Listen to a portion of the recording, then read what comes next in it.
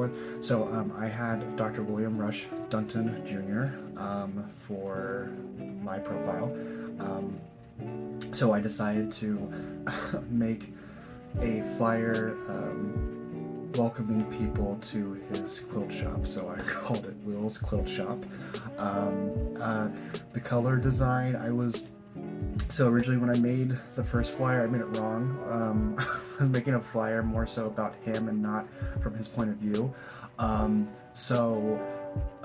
went with a green and blue color scheme because I was trying to do like a Happy Father's Day type of vibe, because he's considered the father of occupational therapy.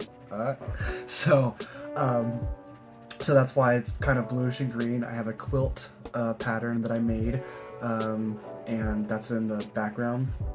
And then there's some sewing stuff at the bottom and whatnot, and so it kind of has the essence of like a Happy Father's Day quilt sort of thing, but a very, honing in on the quilting aspect of it, because that was what he was really fascinated with, was using quilting as an occupation to help get people's minds off of their ailments. So I thought that was really fascinating. Something that I discovered in my readings or in my research was that he felt like doing something like that was better than a meaningless exercise.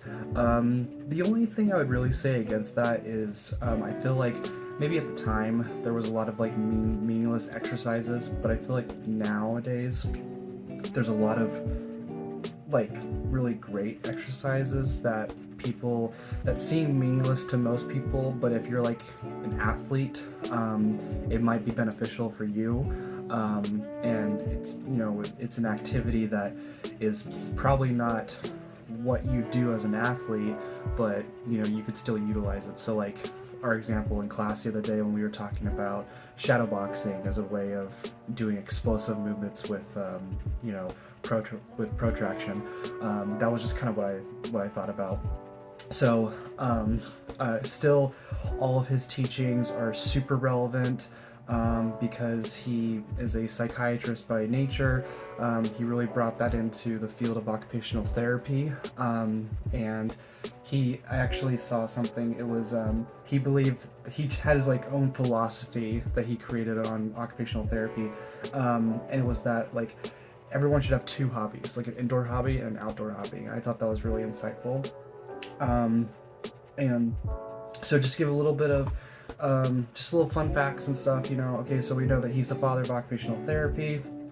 We know that he started the National Society for the Promotion of Occupational Therapy. We know that today as the American Occupational Therapy Association. Whoa, whoa. And then, let's see what else. Yeah, so I think I covered most of the other fun facts in the rest of the speech there. So anyway, thank you for watching. Hope you learned a little bit of little something, and I will catch you in the next one.